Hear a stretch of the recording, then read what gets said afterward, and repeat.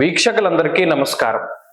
July మాసమందు ద్వాదశ రాశుల వారికి ఏ విధమైనటువంటి ఫలితాలు కలగబోతున్నాయి అనేటువంటి విషయంలోకి వెళ్లే ముందు జూలై మాసంలో ఉండేటువంటి గ్రహస్థితిని మనం గమనించాలి. ఒక జూలై నెలలోనే చాలా విచిత్రమైనటువంటి స్థితి కనబడుతూ ఉన్నది. 14వ తారీఖు నాడే మొత్తం గ్రహాల యొక్క మార్పు అనేటువంటిది చాలా ముఖ్యమైనటువంటి విషయంగా చెప్పచ్చు.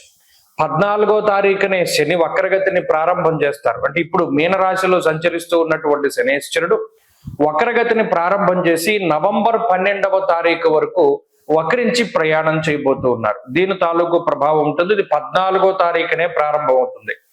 అలాగే 14వ తారీఖు నుండి దక్షిణాయనం ప్రారంభం. అంటే సూర్యుడు మిథున రాశిని వదిలిపెట్టి కర్కాటక సంక్రమణం చేసేటువంటి పుణ్యకాలం కూడా 14. అలాగే సింహరాశి యందు సంచరిస్తూ ఉన్నటువంటి కుజుడు 14వ తారీఖు నాడే సింహరాశిని వదిలిపెట్టి ఉత్తర ఫల్గుని 2వ పాదంలోకి కన్యారాశిలోకి ప్రవేశించేటువంటి రోజు 14వ తారీఖే. అలాగే 14వ తారీఖు నాడే వృషభ రాశి యందు స్వక్షేత్రంలో సంచరిస్తూ ఉన్నటువంటి శుక్రుడు మిథునంలోకి ప్రవేశం చేస్తారంటే మిథున సంక్రమణం శుక్రుడికి 14వ తారీఖు నాడే. అలాగే జూలై 14వ తారీఖు నాడే బుధుడు వక్రగతిని ప్రారంభం చేయబోతూ ఉన్నారు. ఇక్కడ చూడండి, కుజుడు, రవి అలాగే శుక్రుడు ఈ 3 గ్రహాలు కూడా 14వ తారీఖున సంక్రమణం చేయబోతూ ఉంటే శనేశ్వరుడు అలాగే బుధుడు ఈ 2 గ్రహాలు కూడా తమ యొక్క వక్రగతిని ప్రారంభం చేయబోతూ ఉన్నాయి. బుధుడు అయితే ఆయన ఉన్నటువంటి రాశి కర్కాటకంలోనే వక్రించి సంచారం చేయబోతూ ఉన్నారు. ఇది చాలా ముఖ్యమైనటువంటి విషయం. అంటే 14వ తారీఖు నాడు ఒక్కరోజు నాడే 5 గ్రహాల తాలూకు కదలికలు జరగడం అనేటువంటిది కూడా ఆ రోజుకి ఎంతో ప్రాముఖ్యతని సంతరించుకోబోతూ ఉన్నది. కాబట్టి ఇది ముఖ్యమైనటువంటి డేటు. ఇది ద్వాదశ రాశుల వారి యొక్క జీవన గమనాన్ని మార్చేటువంటి డేటుగా మనం చెప్పవచ్చు.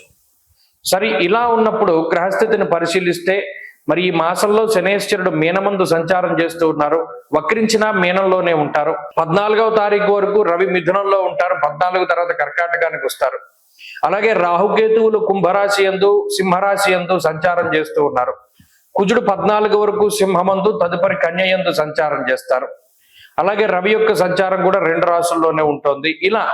ఇటువంటి గోచార పరిస్థితి దృష్ట్యా ద్వాదశ రాశుల వారికి మనం ఉండేటువంటి ఫలితాలను కూడా అలాగే ఇంకొక ముఖ్యమైనటువంటి విషయం ఏంటి అంటే ఈ జూలై నెలలోనే గురుమౌఢ్యమి అనేటువంటిది కూడా వెళ్ళిపోబోతూ ఉన్నది. ఆల్మోస్ట్ జూన్ నెలలో వచ్చినటువంటి ఈ గురుమౌఢ్యమి కొంతకాలం పాటు ఉన్నది. ఆ గురుమౌఢ్యమి జూలై 7వ తారీఖు తోటి వెళ్ళిపోతూ ఉన్నది.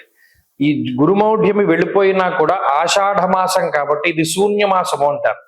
ఈ శూన్యమాసంలో ఏ విధమైనటువంటి శుభ కార్యక్రమాలు చేయకూడదు. అంటే వివాహాది ఉపనయనాది క్రతువులు, శంకుస్థాపనలు అంటే గృహారంభాలు, గృహప్రవేశాలు ఇలాంటివి కూడా చేయకూడదు.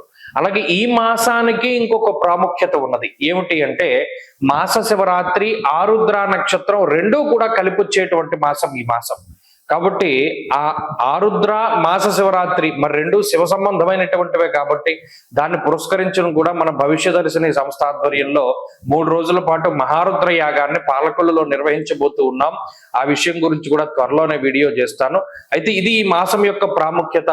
అలాగే ద్వాదశ రాశుల వారికి కూడా ఈ మాసంలో ఏ విధమైనటువంటి ఫలితాలు కలగబోతున్నాయో కూడా మనం ఇప్పుడు తెలుసుకుందాం. మిథున రాశి వారికి జూలై మాసంలో ఉండేటువంటి గ్రహస్థితిని గమనిస్తే జన్మ గురుని యొక్క స్థితి, 14వ తారీఖుకి ముందు జన్మ రవి యొక్క స్థితి, అలాగే 2వ స్థానమందు బుధుడు, లాభస్థానమందు శుక్రుడు, తృతీయ స్థానమందు కుజుడు. ఇలా యోగించేటువంటి గ్రహాల్లో గనక చూసుకున్నప్పుడు కేవలం బుధ శుక్రులపై ఎక్కువగా ఆధారపడి కుజుడిపై ఎక్కువగా ఆధారపడ్డటువంటి స్థితిగతులు ఈ జూన్ నెలలో ఎక్కువ కనబడతాయి. అందువల్ల మీరు గమనించండి, జూన్ నెల 7వ తారీఖు దాటిన తర్వాత కుజబలం వచ్చాక ఈ రాశి వారికి కొన్ని విషయాలు చాలా పాజిటివ్ గా జరుగుతూ ఉంటాయి. ఎందుకంటే కుజుడే ప్రధానమైనటువంటి గ్రహం, యోగించేటువంటి స్థితి. ఇప్పుడు ఈ జూలై మాసంలో ఏమవుతుంది, 14వ తారీఖు దాటాక కుజుడు 4వ స్థానానికి వెళ్ళిపోతూ ఉన్నారు. అర్ధాష్టమ కుజుడిగా ఆయన తన యొక్క సంచారాన్ని కొనసాగిస్తారు. అంటే అక్కడ కుజ బలం తగ్గిపోయింది. జన్మగురుని వల్ల గురుని యొక్క బలం లేదు. శని వక్రగతిలో ఉన్నా లేకపోయినా శనేశ్వరుడు ఏం అనుకూలం కాదు. రాహు భాగ్యరాహువుగా ప్రతికూలంగా ఉన్నారు. అలాగే రవి జన్మరాశిలో ఉన్నా లేకపోతే 2వ స్థానంలో ఉన్నా ప్రతికూలించే గ్రహమే. అంటే ఇక్కడ రాహుకేతువులతో కలుపుకుని ఆల్మోస్ట్ గ్రహాలన్నీ కూడా ప్రతికూలంగా ఉన్న తరుణంలో శుక్రుడు కూడా 12వ స్థానంలోకి వెళ్ళిపోతారు 14వ తారీఖు నుండి. అంటే ఒక్క బుధుడు, ఆ బుధుడు కూడా వక్రించి ఉన్నారు. అంటే ఇక్కడ నేను ఎందుకు అన్ని గ్రహాల గురించి చెప్పవలసి వస్తోందంటే, జూలై మాసంలో 9 గ్రహాలు ప్రతికూలంగా ఉండేటువంటి రాశుల్లో మిథున రాశి కూడా ఒకటి. అదేంటంటే 9 ప్రతికూలంగా ఉండడం అంటే, ఇప్పుడు నేను చెప్పాను గురుడు జన్మరాశి గురుడు, అలాగే శనేశ్వరుడు వక్రగతి వల్ల ప్రతికూలము, రాహుకేతువులు ప్రతికూలము, అర్ధాష్టమ కుజుడు ప్రతికూలము, రవి ప్రతికూలము, బుధుడు వక్రించడం వల్ల ప్రతికూలము, శుక్రుడు వ్యయస్థాన స్థిత గ్రహంగా ప్రతికూలము, ఇంకా మిగిలింది ఎవరు? చంద్రుడు.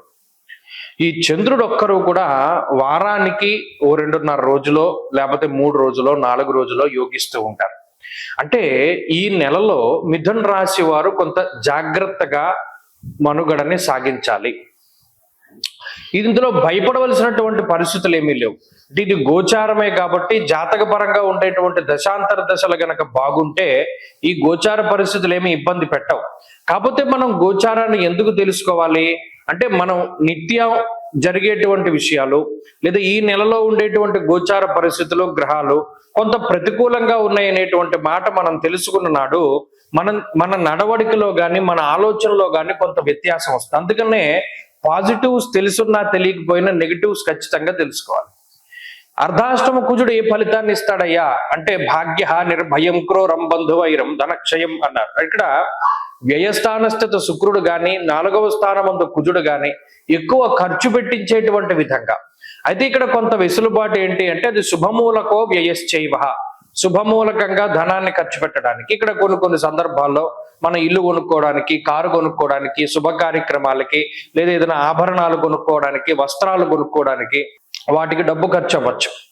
అయితే కొంత ఖర్చు ఎక్కువగా ఉన్నది. మరి ఇటువంటి సందర్భంలో రాజగోపో యశోహాని ఉద్యోగస్య విరోధకం అన్నారు. ఇక్కడ జన్మ రవి గాని జన్మ గురుడు గాని ఈ శుభార్గళం గాని శారీరకమైనటువంటి శ్రమని అధికంగా కలిగిస్తారు. అంటే ఈ నెలలో ఈ పరిస్థితులు ఉంటాయని దృష్టిలో పెట్టుకోవాలి. ఓకే, ఈ నెలలో మనం ఎక్కువగా కష్టపడవలసి వస్తుంది, ఎక్కువగా డబ్బు ఖర్చు పెట్టవలసి వస్తుంది, ఎక్కువగా ప్రయాణాలు చేయవలసి వస్తుంది, బాధ్యతలు నిర్వహించవలసి వస్తుంది, ఉద్యోగపరమైనటువంటి ఒత్తిడి ఉంటుంది, ఉద్యోగాన్ని కావాలని వదిలిపెట్టకూడదు, ఉద్యోగంలో మార్పు చేయవలసి వస్తే ఖచ్చితంగా మనకి ఇంకొక ఉద్యోగం ఉంటేనే మార్పు చేయాలి. కుటుంబ పరిస్థితుల్లో మనం మాట్లాడితే తగువులు వచ్చే పరిస్థితులు ఉన్నాయి కాబట్టి ఆచితూచి మాట్లాడుతూ ఉండాలి. బంధువుల దగ్గర, స్నేహితుల దగ్గర, చివరికి పిల్లల దగ్గర కూడా చాలా జాగ్రత్తగా మాట్లాడాలి అనేటువంటి విషయాలన్నీ కూడా ఈ నెలలో గుర్తుపెట్టుకుంటే మిథున రాశి వారి యొక్క పరిస్థితి బెటర్గా ఉంటుంది. తెలుసుకోవడం చాలా ముఖ్యం. అలాగే దైవ బలాన్ని కూడా సముపార్జించుకోవడానికి ప్రతినిత్యము కూడా విష్ణు సహస్రనామ స్తోత్రం.